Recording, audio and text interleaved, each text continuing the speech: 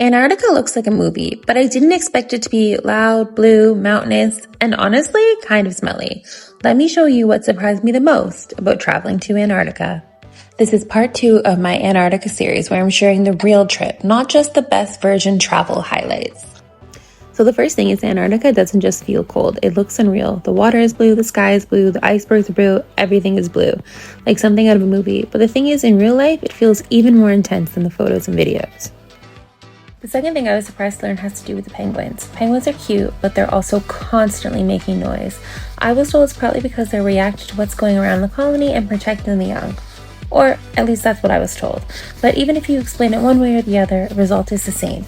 You were in the middle of a noisy, active colony.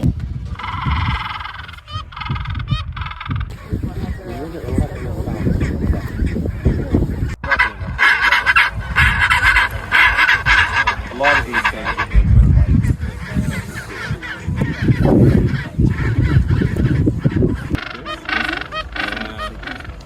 and I don't put anything on the ground. My third surprise was about penguins and my clothes. The smell is real. Penguins stink. All that brown stuff in the video is penguin poop, and it's potent. You can often smell them before you can even see or hear them. And that's saying something since they are so loud. The clothes you wear on these landings will hold that scent. Most people bring their thermal and underclothes back to their room and change. This smell can really smell up your room. So here's what I recommend. Bring a layer you're comfortable leaving in the wet room. After every outing, change. Do the wet room routine. Take off all of your thermals and layers and leave them in the wet room to air out. This will prevent your room from smelling like penguin poop. The next thing I learned was that penguins have highways, the Penguin Highway.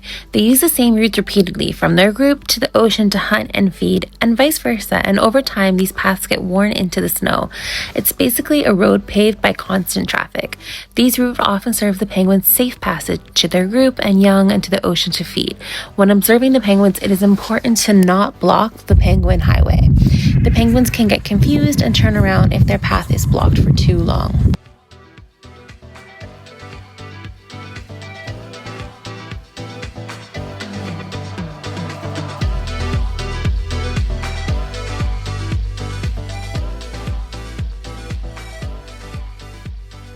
I also didn't expect Antarctica to feel mountainous, like actually hikeable. I didn't know much about Antarctica landscape before I went. Everything was a surprise to me, and I was actually surprised to see how mountainous Antarctica is. But hiking in Antarctica is a whole different level than regular hiking. We did hiking to higher viewpoints and larger penguin colonies, and the views were definitely worth it, but it wasn't for everyone. Some people really struggled hiking in the snow, so don't assume it's just a walk. The snow makes everything harder, especially when you're already in Antarctica conditions. Take it slow if you need to. Make sure you have good footing. Many people did fall while attempting the hikes, but the views honestly were so worth it. It can get really cold and snowy, and the weather changes quickly, but for the most part, it was actually nice. On land, when the sun came out, I was literally too hot. I had to take off my big jacket. And after our first outing, I even stopped wearing so many thermals off the boat because I thought I had figured it out. But then reality hit.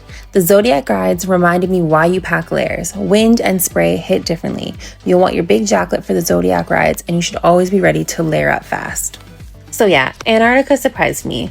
If you enjoyed the real Antarctica experience, like this video and subscribe, because I'm making this series with authentic moments, not just the highlights.